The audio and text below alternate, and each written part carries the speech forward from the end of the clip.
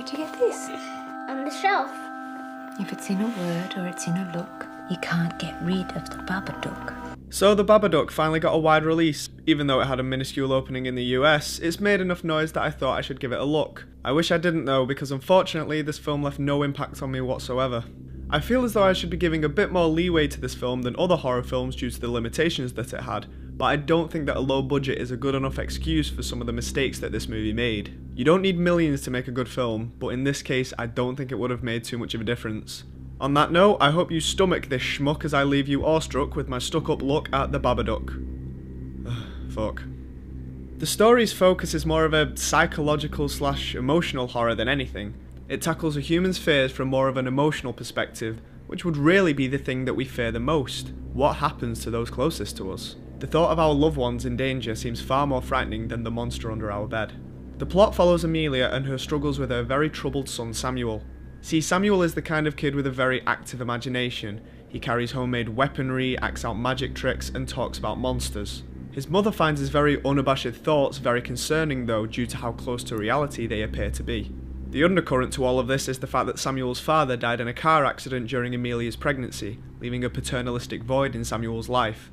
Amelia is plagued by this death, but there are worse things to come her way, when one bedtime story leads the curse of the Babadook into their lives. That's the entire plot summary. I've given it a chance by trying to make it sound interesting, but honestly, I didn't like it. Whilst watching this, I kept asking myself, what's the point? What I mean by this is that the two plots of this movie try to connect with one another, and at the end, they do kind of, sort of, not really.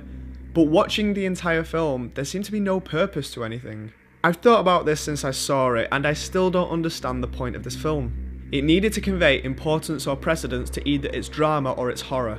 If it wanted to be a straight up horror film, go for it. If it wanted to concentrate mainly on the characters, by all means. Yet it felt like the movie struggled with planting its feet and making a solid decision on whether to go one way or the other. The result was that it goes straight down the middle and it doesn't particularly exceed at one or the other. The soul of the Babadook is that it wants you to feel empathy for these characters, not necessarily because of the horror that they're going through, but because of the trauma that they've been through. Yet something was missing from the dramatic element. It felt muted and it wasn't conveyed very well.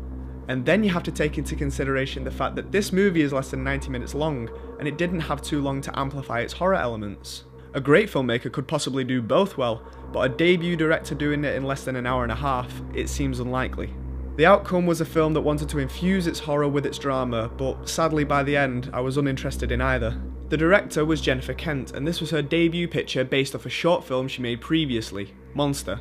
Her film school consisted of her writing to Lars von Trier saying, "Hey, can I watch you direct a film?" To which he said, "Sure." And I like that. It's good to see people having a unique way of getting into the industry. It shows anyone can do it. Not bad, Jennifer. Not bad. And it seems to have worked because she can put a film together. Individual scenes are directed competently, and there's some nice composition here and there. I mean, there are still some rookie mistakes. If you do decide to watch this film, look out for the scene where the girl falls and just think of it logistically. Like, how the fuck would that actually happen?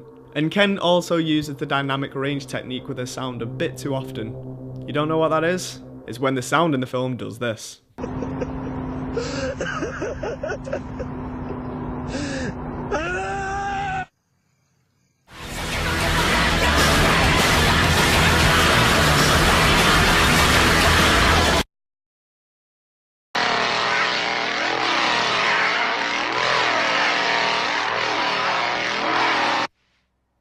But in general, the sound design was actually rather good.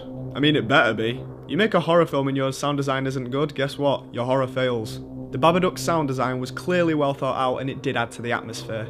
If there's one positive thing about the film that I can say, it's that its art department was good.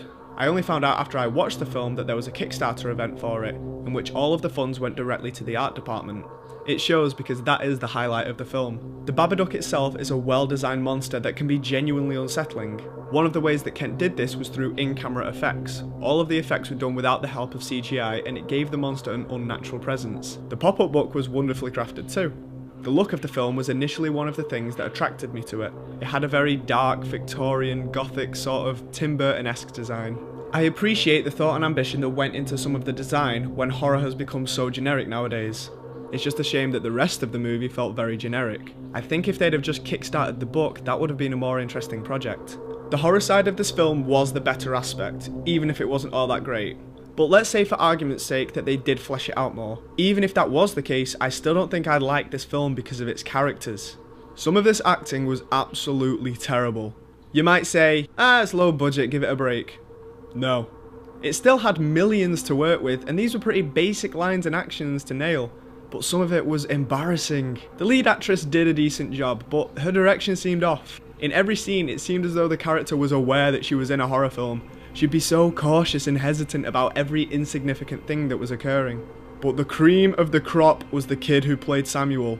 This little prick. I know he's just a child, he might grow up to be amazing, but he was just fucking shite. These couldn't have been the best takes. He'd be in perilous danger and you'd see him clearly smiling. It's not even secretive, he's fucking smiling. But none of the characters seemed to have that much depth to them anyway. It felt like it was just another standard horror film. Basically, here's my take on the Babadook.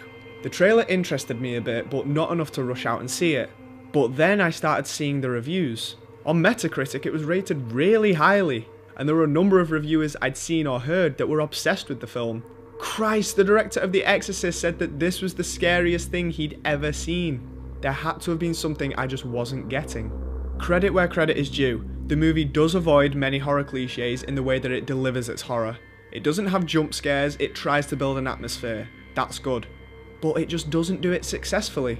And I feel like the main reason that people are saying that they like this film is because they feel as though they are supposed to like it.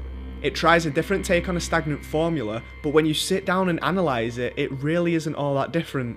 A kid with strange foreshadowing abilities? Check. Our main character with a traumatic past that they need to overcome? Got that. Creepy carnival music playing at some point? Of course. A goofy ending? Sure. Yeah, there's another thing that I forgot to mention. If you like this film, that's fine. If you think it's different and unique, great. I'll never call someone's opinion wrong. But for me, I struggle really hard to find someone that thinks all of those things and still like the ending to this film. It's downright silly. Yet, the minor tweaks that the film did do with the horror genre stopped me from saying that I hate it. I didn't really care about the characters, and that was arguably the most important aspect of the entire movie. But the film did try, and from a horror perspective, it's at least a step in the right direction.